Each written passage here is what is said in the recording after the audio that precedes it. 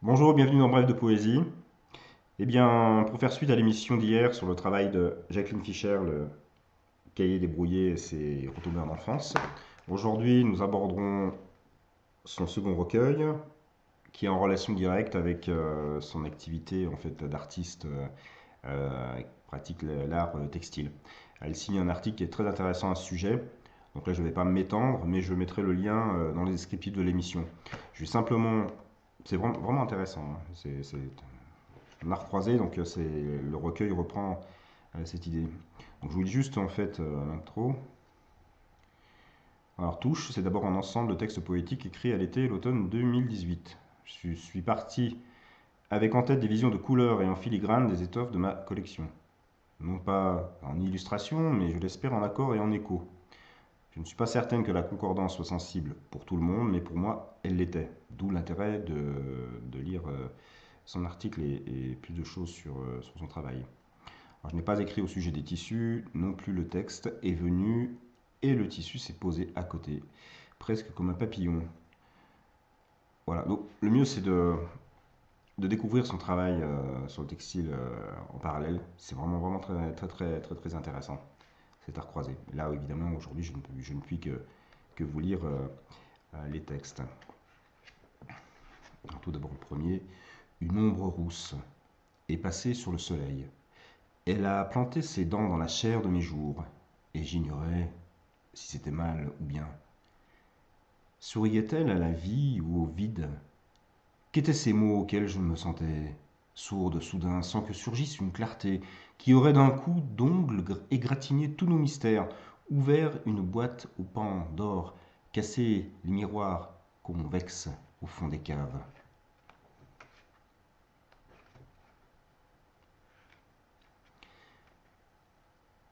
Dans la vallée alors, la toute bleue ose aventurer ses parfums. C'est une délicate à la franchise brutale. Ses gestes sont doux, mais tranchants sont ses mots. Et elle dit qu'elle ne sait rien, qu'elle n'est rien, que l'éther un jour l'invitera pour un grand bal, au bord du l'été, qui finit tout sauf le reste. Elle ment à chaque pas de sa danse, et pourtant on la croit. Leste, elle peut tout esquiver, sauf quand ses rotules la trahissent, et qu'elle se retrouve cul par terre, dans une déliquescence mal azurée.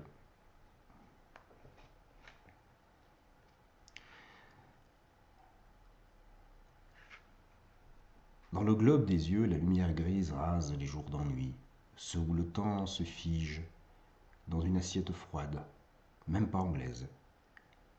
Elle y met sa constance de souris occupée, de ses grattements raffinés de pâtes grêles. La bruine y susurre ses énigmes fluides et pourtant interrompues parfois par l'éclair noir de l'exigence.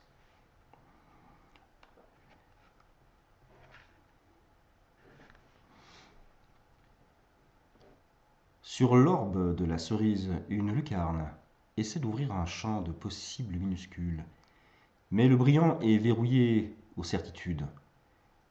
On peut faire rouler sur la table tous les étés de jadis et rêver de fillettes aux joues rondes et aux jupes à carreaux dans leurs envolées naïves.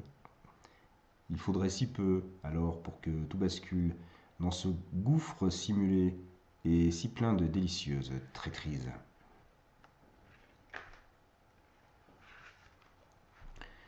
Au bout de ses doigts translucides, elle jette des étincelles de cierge d'un Noël païen, avec gaminerie, mais constance.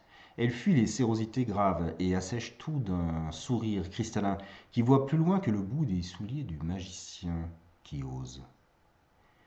Créée, elle est heureuse de passer de l'autre côté du miroir, même s'il faut se défausser à l'entrée, y laisser traces, bave ou n'importe quelle sécrétion inavouable, et pourtant si visible sans qu'aucune honte jamais ne l'effleure. Les mains seraient alors trop soudées à leur chaleur intime pour rêver plus loin que d'une partie de billes aux agates, avec l'irisation comme un pardon de notre salissure inévitable.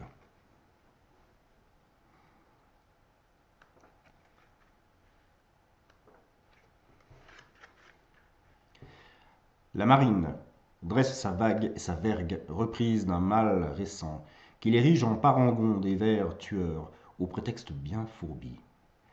Elle a toujours raison, même contre elle-même. Trop pâle pour naviguer vraiment, elle se coltine les amers sous la lumière des phares, là où on aimerait enfin la culbuter contre une bite d'amarrage, pour savoir si l'odeur de marée trahit bien l'orée rosée du monde. L'amande polit son opale et se prend pour l'œil intérieur.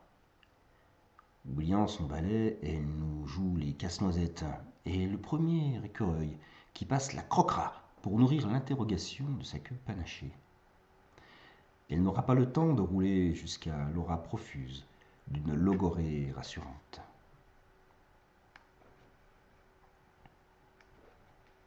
Il y a souvent aussi beaucoup d'humour dans ces textes, j'aime vraiment beaucoup.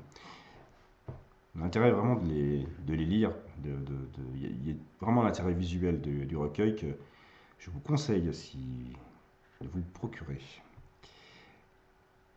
Pardon. La Mordorée entame ses jours par la brassée, à pleine étreinte. Détestant les chipotages, elle fait croître autour d'elle une lumière en écho, dont les ondes finissent par irradier les moindres interstices. Sans elle, la confiture du petit déjeuner moisirait, le chant du merle deviendrait boiteux, la course des étoiles minablement confinée dans une salle d'attente.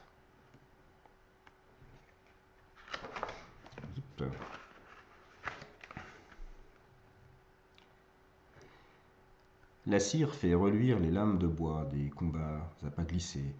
Il y a des entrechats sous leur chape de laine qui frottent et astiquent vainement une lubricité lustrée par de vieilles perruques abandonnées, là, en un siècle, où la chair et le verbe savaient encore se tenir ferme. Yep.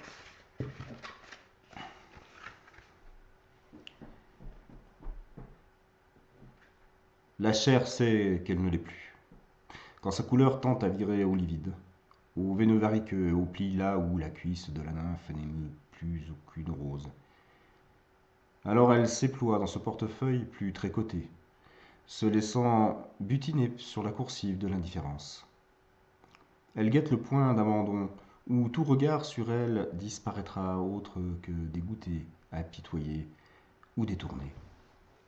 Alors elle jettera un coup d'œil résigné vers là-bas, pour aimer encore, dans une fraîcheur espiègle.